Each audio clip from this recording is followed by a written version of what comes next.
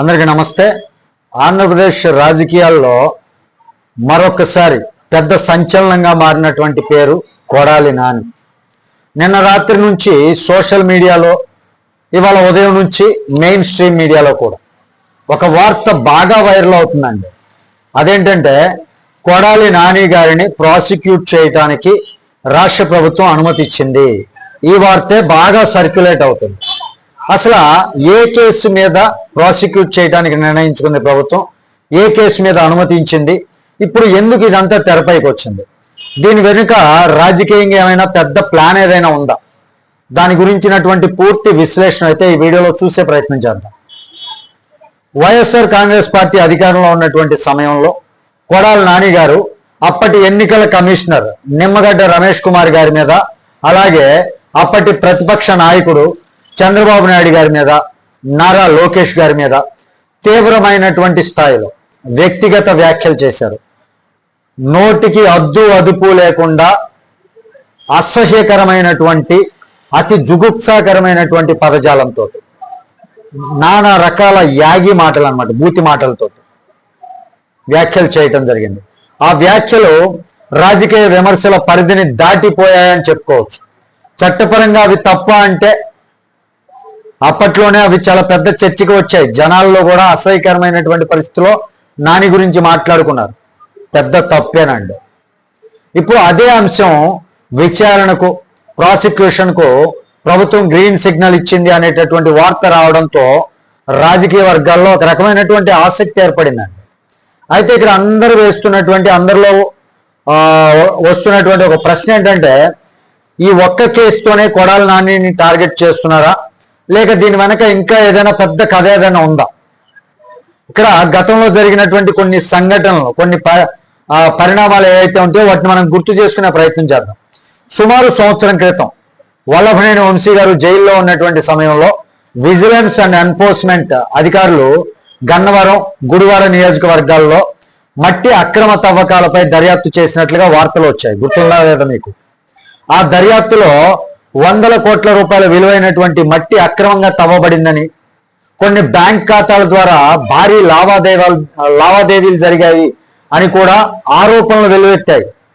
చాలా రకాలుగా ఆ సంవత్సరం క్రితం నానా రకాల వార్తలు వచ్చాయి దీనిపైన. కానీ ఇక్కడ ముఖ్యమైనటువంటి విషయం ఏంటంటే, ఆ కేసులో కొడాలి నాని గారే ప్రత్యక్ష లబ్ధిదారు అని నిరూపించేటటువంటి స్పష్టమైనటువంటి ఆధారాలు బయటికి వచ్చాయని అధికారికంగా ఎక్కడా కూడా బయటికి రాలేదు. అధికారికంగా ఎక్కడా కూడా చెప్పలేదు. తుది నిర్ణయం దానిపైన ఎక్కడా కూడా రాలేదు. అందుకే ఆ వ్యవహారం ముందుకు సాగలేదు అనేటటువంటి విశ్లేషణలు కూడా అప్పట్లో వినిపించాయి. ఇక మరో కేసు విషయానికి వస్తే, వైఎస్ఆర్ కాంగ్రెస్ పార్టీ అధికారంలో ఉన్నటువంటి సమయంలో గుడివాడలో టీడీపీ కార్యాలయంపై జరిగినటువంటి దాడి కేసు ఏదైతే ఉందో, ఆ కేసులో కూడా కొంతమందిని పోలీసులు అరెస్ట్ చేశారు.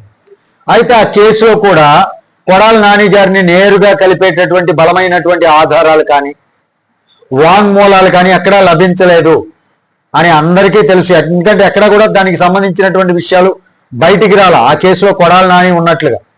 దీంతో ఆ కేసు కూడా ఆయన వరకు చేరలేదు. అంటే ఆ రెండు కేసులు పక్కన పెడితే, మట్టి అక్రమ తవ్వకాల కేసు అయినా, టీడీపీ కార్యాలయంపై దాడి కేసు అయినా సరే, కొడాలి నాని గారిని నేరుగా ఇరికించేటటువంటి స్థాయిలో ఆధారాలు ఇప్పటి వరకు బయటికి రాలేదు అనేటటువంటి వాదన ఒకవైపు ఉంది. కానీ కొడాలి నాని గారికి రాజకీయంగా ఎప్పటి నుంచో ఒక పెద్ద మైనస్ ఉందండి. అది ఆయన మాట్లాడేటటువంటి తీరు, ఆయన ఉపయోగించేటటువంటి భాష. సూటిగా, మొహమాటం లేకుండా, కొన్నిసార్లు అసభ్యకరమైనటువంటి మాటలతో మాట్లాడటం. అభిమానులకు నచ్చినా కూడా అలాంటి మాటలు ప్రత్యర్థులకు అవే ఆయుధంగా మారిపోతాయి. ప్రత్యేకంగా నిమ్మగడ్డ రమేష్ కుమార్, చంద్రబాబు నాయుడు గారు, నారా లోకేష్ వంటి నాయకులపై చేసినటువంటి వ్యాఖ్యలే ఇప్పుడు చట్టపరమైనటువంటి ఇబ్బందులకు కారణమవుతున్నాయి అని రాజకీయ విశ్లేషకులు భావిస్తున్నారండి. ఇప్పుడు ప్రభుత్వం ఇచ్చినటువంటి అనుమతితో విచారణ ముందుకు వెళితే కొడాలి నాని గారికి నోటీసులు వెళ్ళేటటువంటి అవకాశం ఉంది. ఆ తర్వాత విచారణ కూడా జరుగుతోంది. అయితే ఈ కేసుల్లో ఉన్నటువంటి సెక్షన్లు, వాటి తీవ్రత, కోర్టుల్లో విచారణ ఎలా సాగుతుంది అన్నది పూర్తిగా చట్టపరమైనటువంటి ప్రక్రియపై ఆధారపడి ఉంటుందన్నమాట. ఇక్కడ మరో రాజకీయ కోణం కూడా కనిపిస్తుందండి. టీడీపీ అధికారంలోకి వచ్చిన తర్వాత చాలా మంది నేతలు చెప్పినటువంటి మాట red book. Vallabhaneni Vamsi arrest అయ్యారు, పిన్నెల్లి రామకృష్ణారెడ్డి అరెస్ట్ అయ్యారు, ఇప్పుడు కొడాల నాని గారి పేరు కూడా రాజకీయ చర్చల్లో తరచుగా వినిపిస్తోంది.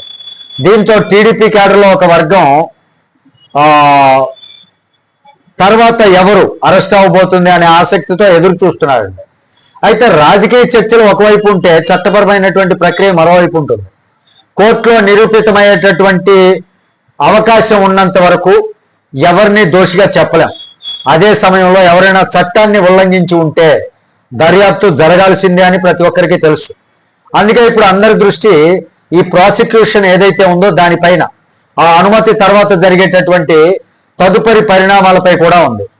రాబోయేటటువంటి రోజుల్లో కొడాల నాని గారికి నోటీసులు వెళ్తాయా, విచారణ ఎంతవరకు వెళ్తుంది, పాత కేసులు కూడా మళ్ళీ తెరపైకి వస్తాయా, లేక ఇది కేవలం రాజకీయ చర్చల వరకు మాత్రమే పరిమితం అవుతుందా? ఈ మొత్తం విషయాలన్నీ కూడా త్వరలోనే క్లారిటీ వచ్చేటటువంటి అవకాశం ఉంది. ఈ అంశంపై మరి మీ అభిప్రాయం ఏంటి? కొడాల నాని గారిపై చర్యలు చట్టపరంగా జరుగుతున్నాయా, లేక రాజకీయ కోణం కూడా ఏమైనా ఉందా? మీ అభిప్రాయాన్ని కామెంట్ రూపంలో తెలియజేయండి. వీడియో నచ్చితే లైక్ చేయండి, షేర్ చేయండి, ఛానల్కి సబ్స్క్రైబ్ చేసుకోవడం మాత్రం మర్చిపోవద్దు. Thank you. జై హింద్.